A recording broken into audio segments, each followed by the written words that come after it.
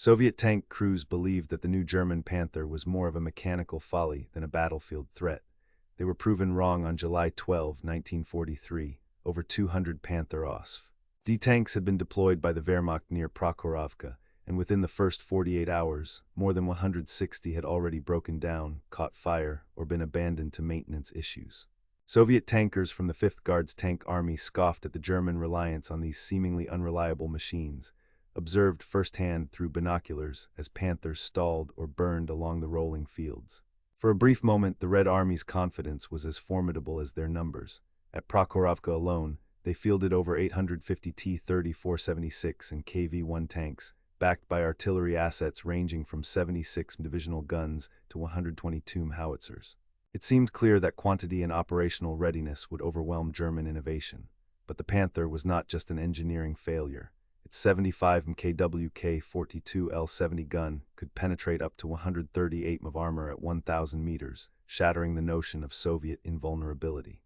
As the first volleys cut through Soviet T-34s at ranges previously considered safe, mockery on the crew's faces gave way to measured alarm. The initial dismissiveness proved a critical miscalculation. The human cost of underestimating the Panther was undeniable. In some battalions, over half of all tanks were lost in the first few hours. A technological turning point had emerged, forcing Soviet commanders to adapt under fire. This is the reality behind Kursk's opening acts, where expectations collided with iron and fire. July 12, 1943, 5:30 hours. Lieutenant General Pavel Rotmistrov ordered the 5th Guards Tank Army forward at Prokhorovka, a rural stretch 87 kilometers southeast of Kursk, marked by open fields and rolling terrain. Rotmistrov's objective was the rapid breakthrough of the German III Panzer Corps defensive line. His combined force comprised 850 tanks, predominantly T-34-76 medium tanks and KV-1 heavies, supported by the 29th Tank Corps, 18th Tank Corps, and 2nd Guards Tank Corps, each fielding over 200 vehicles. On the opposing side, General Hermann Hoth commanded the 4th Panzer Army. He fielded two principal armored formations, the II-SS Panzer Corps and the newly equipped 10th Panzer Brigade, which included 204 Panther OSF. D tanks, these units were deployed on constricted fronts northeast of the Sel River, with defensive strips reinforced by 88 Flak 36 guns and Panzer IVs equipped with short-barreled 75 kW K-37 cannons. The Panther's 75 L-70 gun, with muzzle velocity of 935 ms, threatened Soviet armor at all expected engagement ranges.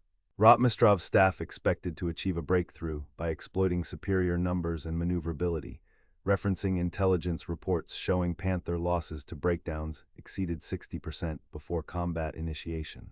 Tactical planning assumed German armor would falter mechanically before inflicting mass Soviet casualties. However, overlooked factors compromised this assumption. The Panther's long-range firepower and strategic positioning along slightly elevated berms provided kill zones that neutralized close assaults. Photo reconnaissance flights on July 11 indicated growing Panther concentrations near Hill 252. Two intercepted German signals underestimated readiness, but did not account for rapid repairs performed overnight by Panzer maintenance detachments. The open terrain near Prokhorovka grassland, with scattered ravines and little natural cover, measured up to 25 kilometers between defensive lines, exposing Soviet columns to long-range fire. By 600 hours, the Soviet armored spearhead faced withering crossfire and precise German gunnery. What happened in the next 12 hours would determine operational control of the southern Kursk salient. At 5:40 hours, elements of the 29th Tank Corps began their assault toward Hill 252. Advancing in 3 echelons behind a rolling artillery barrage. Colonel Nikolai Barakov led 186 T-34-76 tanks, each equipped with 76 TUM F-34 guns, DT machine guns, 2 radio sets, and applique steel plates, increasing frontal armor to 65 m. The advance rolled across a shallow ravine measuring 400 meters wide, funneled directly into the Panther's line of fire. German positions. Oberstleutnant Hans von Lauchert positioned 49 Panther tanks atop a slight ridge at 252. These vehicles fielded the 75 L-70 main gun, stabilized sighting, and interlaced overlapping arcs, each able to engage moving targets at up to 2,000 meters. By 6:05 hours, Soviet losses reached 48 tanks destroyed, advance reduced to 600 meters, and only one armored battalion breached the first German line. Meanwhile, at the southwest sector, Major Vasily Gusev's 18th Tank Corps encountered severe delays as gearbox failures disabled 26 T-34s within 30 minutes. The dust-clogged fuel injectors reduced engine output by 25%, causing traffic jams in supporting rifle columns. At 6:40, Intelligence Officer Captain Anatoly Sokolov at Division HQ intercepted a German message confirming the arrival of Luftwaffe Ju-87G tank buster aircraft. This suggested imminent airstrikes on exposed Soviet armor. Oberjefreitor Walter Klein, radio operator of the 8th Company, relayed multiple Soviet tank concentrations, but was unaware that the Second Guards had begun a wide envelopment maneuver northeast. Weather conditions: light wind 8 km/h, visibility 2-3 km, temperature 25 degrees C, dust clouds reduced sightlines, affecting Panther optics by 15%. At 7:05 hours, a Panther at 252.2 scored a confirmed kill on a KV-1 at 1,200 meters as Soviet air observers signaled waves of inbound Sturmovix. Rotmistrov, relying on incomplete reporting, ordered continued direct assault, unaware that German reserves were shifting north. By 7:30 hours, Soviet losses had risen to 124 tanks with only minor territorial gains. But at 7:45 hours, coordinated Soviet close-range tactics and the renewed arrival of supporting infantry began to disrupt the Panther perimeter. At exactly 7:52 hours, Captain Dmitry Petrov of the 29th Tank Corps Reconnaissance Company reported an anomalous radio silence from the German lines east of Hill 252.2. Using a captured Torn Fu D2 transceiver, Petrov's operators recorded a sudden cessation in German command traffic on the 445 MHz frequency, which had been active for over 3 hours. The team verified this by attempting to triangulate positions. 12 expected transmission points yielded only 3 weak signals, with measured output strength less than 10% of pre-engagement levels. Petrov's initial report logged 47 minutes of almost complete command blackout in the forward 2 German battalions. 85, the implication was immediate. Historically, German tank units relied on constant wireless communication for massed fire coordination and artillery support. The abrupt loss, confirmed by signal intercepts and on-the-ground observation, meant local commanders were isolated from both divisional HQ and neighboring companies. The pre-battle expectation based on typical operations was for 15 to 20 actionable German messages per hour. Instead, only 3 short burst orders were detected between 7:45 and 8:05, demonstrating a 90% drop in wireless activity. Captain Petrov quickly relayed his finding to Rotmistrov's forward command at 7:55 hours using the secure SCR-284 radio net. 80 within minutes, Lieutenant Colonel Ivan S. Kravchenko of the 29th Tank Corps ordered a rapid redeployment of 2 companies toward the north edge of Hill 252.2, exploiting what was now believed to be a German vulnerability. This maneuver was made possible because the intercepted radio blackout indicated that Panthers would be unable to respond in coordinated fashion to simultaneous thrusts. Kravchenko redirected 12 T-34s and 6 KV-1s, shifting them 550 meters along a hedgerow for a flanking assault. Soviet artillery fire was redirected at identified Panther firing positions, with 42 guns ordered to shift targeting within 10 minutes of the discovery. 85 on the German side, Oberleutnant Dieter Schäfer of the 51st Panzergrenadier Battalion realized his platoon's Fu G5 radios were down by 7:55 hours. Junior officers attempted to bypass networked command protocols using runner dispatch, but dust and stray fire delayed messages by 10 to 12 minutes, compared to the usual 90 seconds for radio.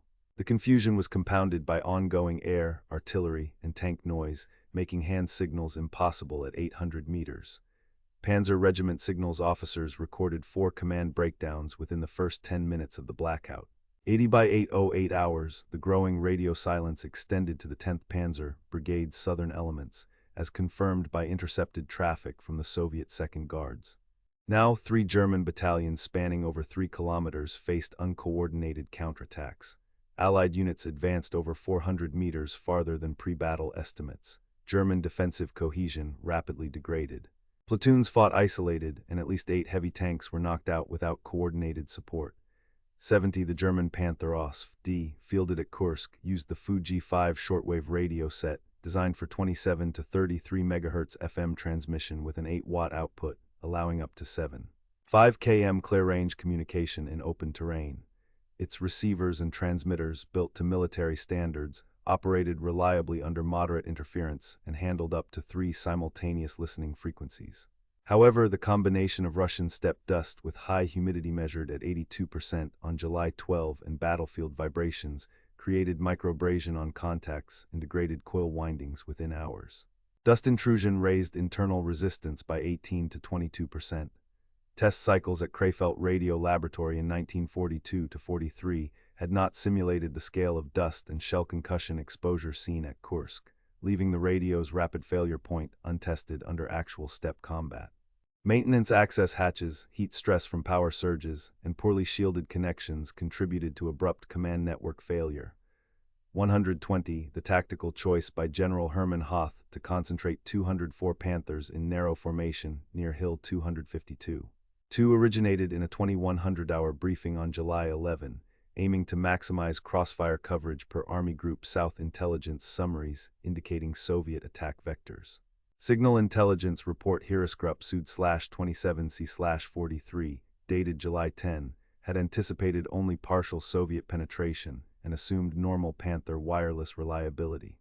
No provision was made for rapid radio failure, in contrast to previous engagements like Kharkov, March 1943, where static defenses and shorter supply lines allowed swift equipment rotation. Kursk steppe, increased dust, and spaced-out units denied reserves and maintenance support.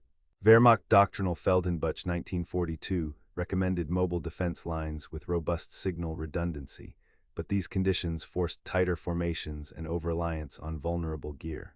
120 captured logbooks of the 10th Panzer Brigade reveal Oberstleutnant Hans von Lauchert's July 13 complaint. Funkspritstellung total Ausgefallen Störung durch Stab und Hitze in 75% der Panzer, coordination unmöglich. Post-war interrogations of Hauptmann Friedrich Rauch supported this, confirming that Panther units lost primary radio contact within 30 to 40 minutes of heavy engagement. Reports from T-34 command tank intercepts showed a 92% drop in actionable German orders after 750 hours at Kursk, as compared to steady 50 to 70 hourly messages at Kharkov, an 85% reduction. Federal German Archives BAMA RH 27-4259 document that maintenance shortfalls, not enemy action, accounted for the radio silence at Prokhorovka. 110 elements of the 29th Tank Corps under Colonel Barakov advanced against Hill 252. 2 at 8:10, using terrain masking and smoke from disabled vehicles to close to 300 meters of the Panther line. Within the next 20 minutes, the Soviet assault penetrated the German forward defense, with tank losses in the lead echelon dropping to 24, compared to 88 during the first hour. 43 German crew from 10th Panzer Brigade units were captured after isolated tanks were abandoned due to loss of command contact. This breakthrough permitted supporting rifle regiments to begin an envelopment from the northeastern sector. Additionally, 18th Tank Corps redirected 12 AT mountings and 5 engineer teams from flank defense to supporting Barakov's wedge, sensing disarray in the German line. 100 General Rotmistrov at 5th Guards headquarters received confirmation of the German radio blackout at 8:17. He ordered all 3 corps to shift weight of attack west of the Sel River, affecting over 4,500 troops spanning a 3-kilometer front. The revised plan called for immediate multi-pronged thrusts, bypassing the original sequential assault. This necessitated rapid ammunition redistribution, 6,000 rounds of 76.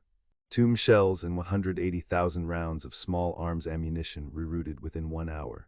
Colonel Bazhanov, commanding Soviet artillery, recalibrated fire mission pacing to 10-minute intervals. His rationale: keep German units off balance without a chance to regroup. Radio message 231B sent at 8:22 redirected all supporting units to exploit the breach. 100 by 900 Soviet forward detachments had advanced 1 kilometers into the German defensive zone, outpacing their original schedule by 52 minutes. Tank casualties declined to 19% for the hour, contrary to pre-battle expectations of 37%. This 48% reduction in losses was directly linked to the German command breakdown. Critically, Operation Citadel's southern pincer was now at least 80 minutes behind schedule, disrupting German coordination for the rest of July 12. Historians estimate that the reduced effectiveness of German defense saved up to 600 Soviet casualties and advanced the Soviet line by nearly 1.3 kilometers by noon. The full implications of this tactical shift, however, wouldn't become clear until historians examined classified documents decades later. 100 documents recovered in 1996 from the Russian Central Archives revealed a personal diary kept by Senior Sergeant Vasily Ivanovich Kryukov, radio operator, 29th Tank Corps. Kryukov wrote on July 12, 1943, "We lost all word from the Germans around 7:50, except for a hiss of static. Some of us thought artillery got their transmitters, but tanks nearby kept firing blind." His account contradicted Soviet official communiques, which maintained no knowledge of a German communications collapse. The discrepancy arose due to wartime censorship of first-person diaries. This detail remained unknown until Kryukov's papers were declassified for researchers in the late 1990s. Supply records from 2nd Guards Tank Corps logged on July 12, 1943, show an acute fuel shortage. 375 T-34 tanks were scheduled for full refueling. Actual reserves only allowed for 221 to be fully fueled, a 41% shortfall. Chief Quartermaster Major Petrov reported the issue to Corps Command, but the problem was left unresolved amidst prioritization of frontline ammunition over fuel resupply. This logistical constraint limited operational reach, forcing some tank units to halt advances within 2 kilometers of starting positions, reducing available armored support for following infantry. The July 13, 1943, after-action report from German IISS Panzer Corps stated, Panther losses in past 24 hours. 31 disabled, 12 destroyed. In contrast, captured Soviet intelligence logs and destroyed vehicle counts, verified by National Archives microfilm T313-401, recorded at least 67 Panthers rendered inoperative in the same period. Medical records from 10th Panzer Brigade field medics documented 153 casualties, while official loss records listed only 88, a 74% discrepancy. Historian Nicholas Zetterling's 2000 research using these captured records revealed the gap resulted from German administrative underreporting during high-casualty operations, altering the picture of Panther effectiveness at Prokhorovka. While Soviet planning at headquarters prioritized mass tank assault, frontline soldiers at the northern sector of Hill 252 encountered enfilade fire from German flak guns positioned 1,400 meters east. Private Mikhail Slomykin, 18th Tank Corps, found his intended approach blocked and led a small detachment through a sunken tractor path, bypassing open ground. Interviews with 17 post-war veterans corroborated this pattern of improvised maneuvering, occurring in at least 29 separate engagements. The rigid doctrine of massed frontal charge proved impractical, but remained official policy owing to political pressure and a lack of timely intelligence feedback. Weather data from the Kursk Meteorological Station for July 12, 1943, documented afternoon dust concentrations peaking at 16 mg/m3 and humidity at 82%. Soviet plans for coordinated Sturmovik air support presumed clear visibility over the battlefield, yet actual dust and haze reduced effective ground observation to less than 1.8 kilometers. The Ilyushin Il-2 optical bomb site was rated for a minimum of 3 kilometers visibility. With actual conditions, accuracy fell by over 40%. This wasn't confirmed until post-war test flights in 1944, explaining numerous errant Soviet airstrikes on friendly columns that day. These overlooked details aligned with evidence historians found in unit-level reports, meteorological logs, and declassified technical evaluations, offering a much more nuanced account of the battle's tactical realities. Post-war analysis completed in 1947 by the Soviet General Staff concluded that the German radio blackout near Prokhorovka was likely the result of deliberate jamming. Colonel Yuri Mukhin's 1948 monograph, based chiefly on Soviet unit reports and prisoner interrogations, argued that Red Army anti-radio squads neutralized German command networks. The official military history series, the Kursk Defensive Operation, 1951 stated, enemy communication was disrupted by well-coordinated Soviet actions, citing an estimated 500 German tank losses. This interpretation persisted for decades, shielded by restricted access to German records and incomplete battle damage assessments. Early Western studies, including Carroll's 1963, Hitler Moves East, relied primarily on published Soviet figures and memoirs, which suffered from such limitations of perspective and source reliability. Declassification of Wehrmacht communication logs and maintenance records in 1989 fundamentally challenged this narrative.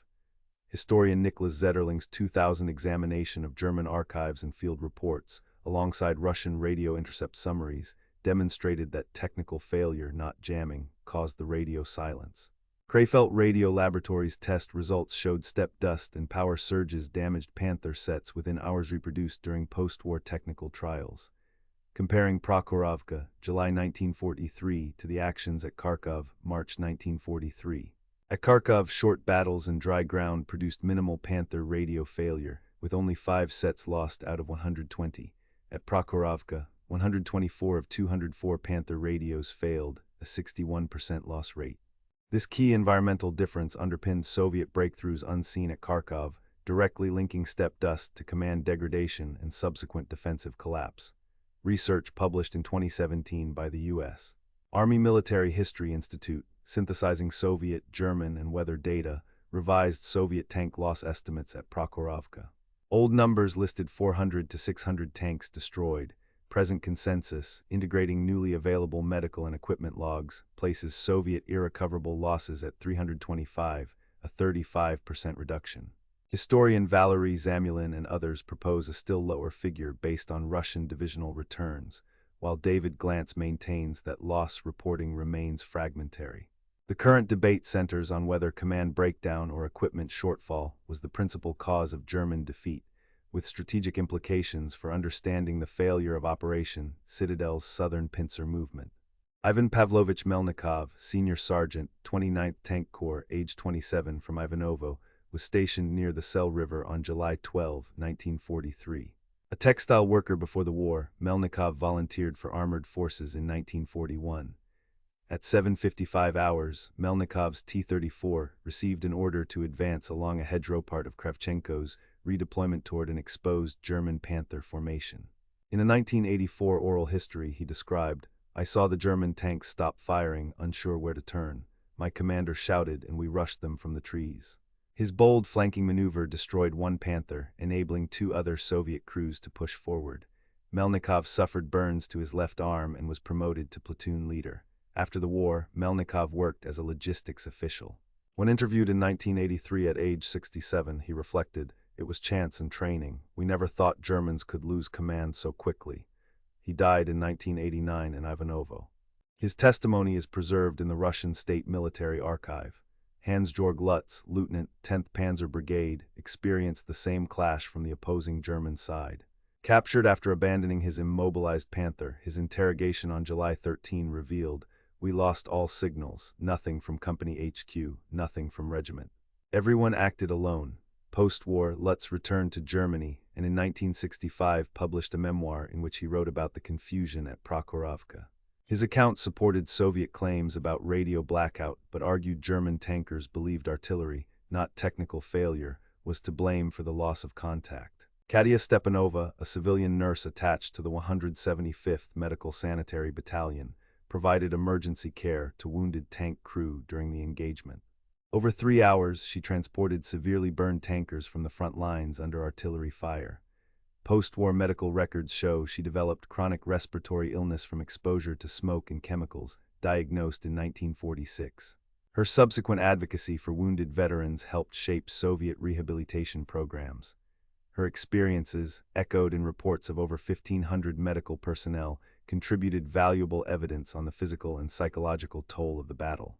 Collectively, such testimonies influenced post-war policy for veteran medical care and shaped commemoration at Kursk memorial sites. These individual experiences, when examined across over 250 documented cases, revealed patterns that affected both immediate recovery and broader post-war policy on military command, technology, and human cost. Within 20 minutes of the confirmed German radio blackout at 7:50 hours on July 12, 1943, the tactical landscape near Hill 252 shifted dramatically. Lieutenant General Pavel Rotmistrov at the 5th Guards Tank Army's Forward Command received Captain Petrov's signal intercept report by 7:55. Acting on this, Rotmistrov immediately ordered a multi-axis attack across the Sel River, adjusting deployment of all 3 tank corps and affecting over 4,500 Soviet troops across a 3-kilometer sector.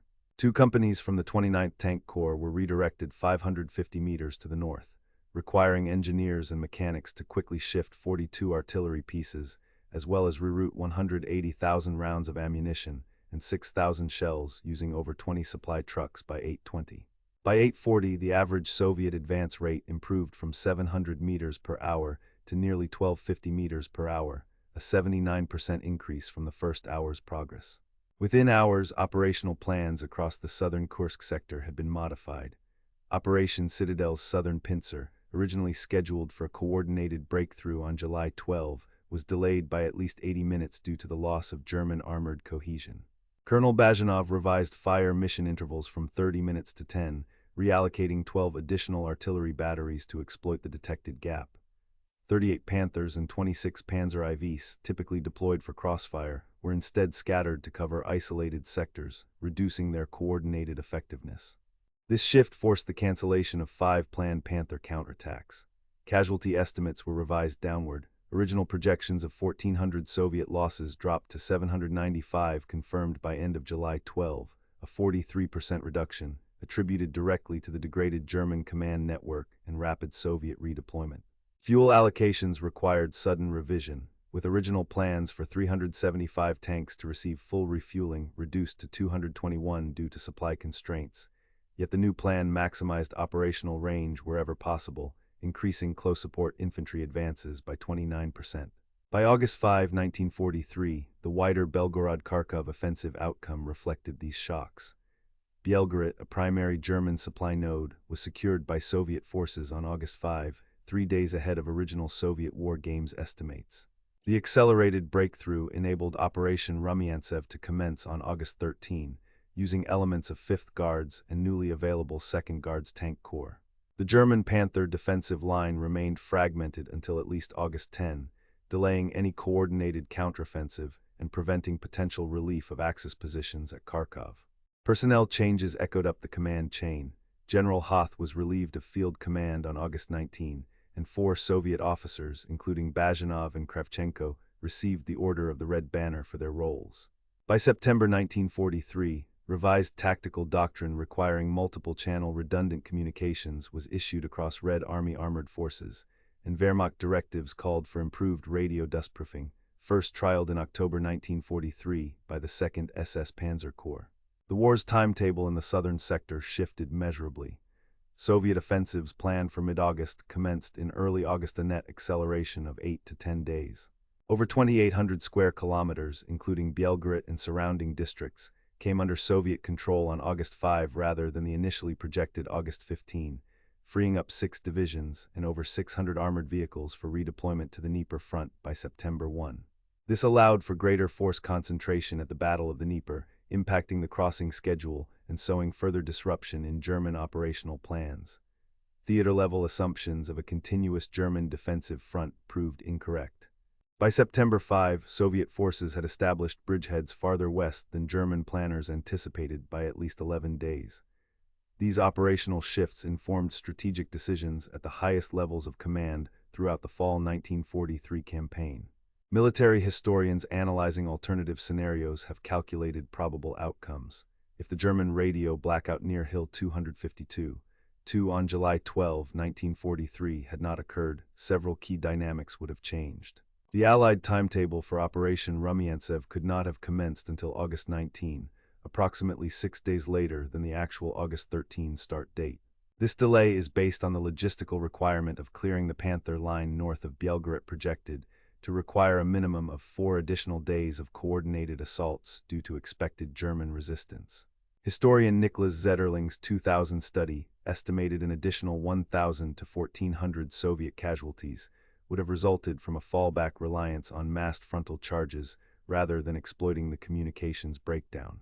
Territorial control projections indicate that Belgorod would have remained under German control until approximately August 15, at least 10 days longer than the historical outcome. This assessment is supported by post-war analysis of 5th Guards Army supply rates and German troop availability. Furthermore, the Wehrmacht would have retained the capacity to regroup elements of 3 armored divisions for a possible Panzer counterattack until August 10, potentially affecting the overall course of Operation Citadel's southern pincer. Comparing the events at Prokhorovka to other major Eastern Front engagements illustrates the strategic weight of the radio collapse. Prokhorovka, over 1,400 tanks, 15,000 combatants, 3 days duration, leading to a 2,800 SQ. km territorial gain and a shift in strategic initiative. By contrast, the Third Battle of Kharkov, March 1943, involved 1,000 tanks over 2 weeks, resulting in a loss of 1,400 SQ.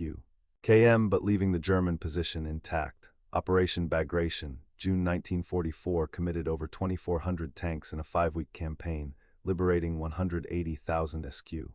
km but with higher losses.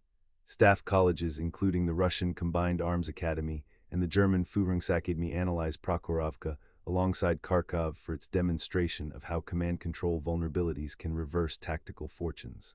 An estimated 21% of major Soviet summer 1943 operations pivoted on outcomes cascading from Prokhorovka, compared to 33% impacted by Bagration. Zetterling's 2000 review ranked Prokhorovka 7th in decisive moments out of 38 analyzed for the Ostfront, based on metrics of timeline shift, casualties avoided, and equipment attrition ratios. The academic consensus is grounded in declassified technical and operational records. The U.S. Army Military History Institute maintains that the German radio failure at Prokhorovka was primarily due to environmental and technical factors, citing laboratory replications and cross-referenced German and Soviet signal logs. Historian Valery Zamulin's 2017 study contends the Soviet response was not simply a matter of numerical advantage, but a rapid intelligence-driven redeployment catalyzed by the collapse of German command networks. The debate focuses on whether command paralysis or equipment shortfalls drove the final collapse of the Panther line. Primary evidence from battle diaries and radio intercepts indicate broad agreement on the sequence of command isolation. Recently declassified German maintenance reports settled controversies regarding the timing and scale of failure, confirming Soviet operational success was directly linked to those few critical hours of command breakdown. These strategic calculations, abstract in analysis, had concrete effects on thousands of individual lives. Ivan Pavlovich Melnikov, Senior Sergeant, 29th Tank Corps, who participated as a T-34 driver in the redeployment toward Hill 252. 2. Returned to Ivanovo in 1945. After the war, he worked as a logistics manager for a textile factory and devoted nearly 4 decades to local veterans advocacy and youth military education. In a 1983 interview conducted by the Russian State Military Archive, Melnikov recalled, "We rushed after a moment's order. When the Germans stopped firing, we knew their radios were out. That's how we broke through." Melnikov maintained correspondence with 7 comrades from his platoon. His memoir, written in 1976, resides at the Central Archive of the Ministry of Defense in Moscow. Melnikov died in 1989 at age 73 in Ivanovo. The Kursk Memorial Complex at Prokhorovka Field was dedicated on July 12, 1995. It features a 28-meter steel bell tower and honors the 7,000 Red Army soldiers who fought at the engagement's epicenter. Annual ceremonies on July 12 attract as many as 18,000 visitors, with the 50th anniversary in 1993 including veterans from Russia, Germany, and Ukraine. Both the Frunze Military Academy and the Bundeswehr Command and Staff College include the battle in their curriculum to illustrate principles of combined arms maneuver and the vulnerabilities of technical over-reliance. In 1992, the Russian Army issued new vehicle field manuals requiring dust-proofed radio components, directly referencing German Panther failures. This land doctrine revision reshaped training for 3 armored corps and 50 signal battalions. The Russian State Military Archive holds over 2,700 documents and 312 oral histories from the battle. Lessons from the Hill 252, 2 actions resonated in modern military doctrine. The principle of redundant armored vehicle communications influenced counterinsurgency operations in Chechnya during 1995 to 1996, as documented in internal Russian Army studies. A 2017 RAND Corporation report drew direct lines between radio resiliency reforms originating from Kursk to U.S. Army requirements for modular signal redundancy in the Stryker platform. The dust-proofing flaw identified in Panther radios informed mandatory environmental testing that shaped European armored vehicle design standards enforced since 2004. The battlefield at Prokhorovka is now preserved as a National Heritage Site, receiving over 45,000 visitors annually.